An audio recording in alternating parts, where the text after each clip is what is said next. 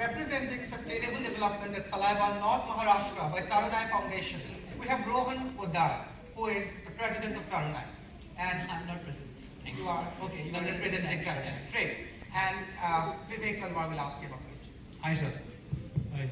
Okay, so I think the project at Salaiban is very interesting, especially because it shows the passion of one person actually leading this cause and then trying to get the community together.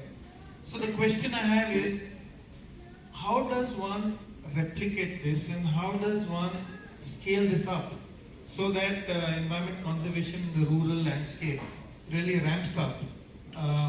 So the issue is about trying to spawn many Salaibans. Correct. So glad you asked. And before I start, I'd like to thank CSR for giving me and Mr. Manjeet Singh an opportunity to come to a platform like this. Mr. Manjeet Singh, whom I represent this evening, he's a very small-time guy. He doesn't speak English. All he knows is he has to do his social work. He does that very religiously. So thanks to CSR. Sir, to your question about scalability. Now, we are of a strong belief that there is space in the world for hyper-local solutions. Of course, scalability is important, but I'm sure there are a certain set of solutions in this world which may not be scaled. Now, when I say this, I mean that as I use the word hyper-local, what we sincerely believe is if we have to sustainably develop or socio-environmentally develop a particular location with a particular set of communities who hitherto have been deprived of electricity, water, trees, income, employment opportunities, etc., it takes time. And scalability is definitely not our game at this point in time, as I speak. Our focus is only to reach a level where, so basically our target community are around 2,500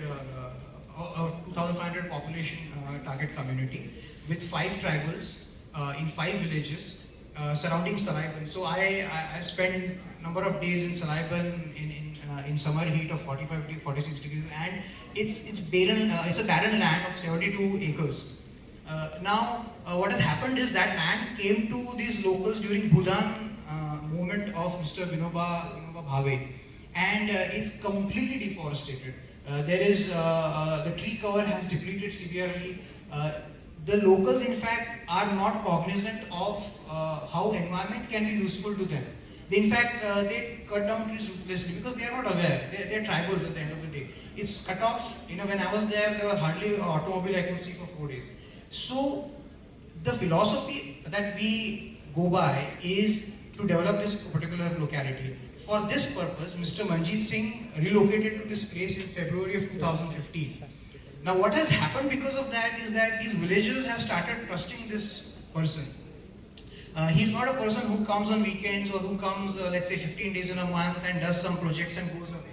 He has settled there, and if you look at his accommodation, it's very modest. He doesn't have a fan, and I saw his picture. He looks more of a saint than a person. So he stays in a very modest accommodation, and he's become some sort of a local hero. Now I understand that a local heroism definitely doesn't give you results. We need to scale it going ahead. But as of now, it's a conscious decision to sustainably develop these 72 acres in Salaiban, which is 100 kilometers from Buldana headquarters district. Give them opportunities through, as you must have seen, through organic farming, develop income through that, through water conservation, so that the percolation of water makes the community self-sustainable in terms of the water supply. And tree plantation, so that it becomes a forest and people can derive income from that. So to your short answer after this long answer is that no, we are not looking at right now to replicate it. Okay, thank you very much. But I just wanted to make one point here. Sure. That I don't think I have in my life ever experienced Adivasis who disrespect the forest. They can teach us a thing or two about conservation. Yes. Thank you. Thank you, Viewing Members, guest service. Thank you, nominees.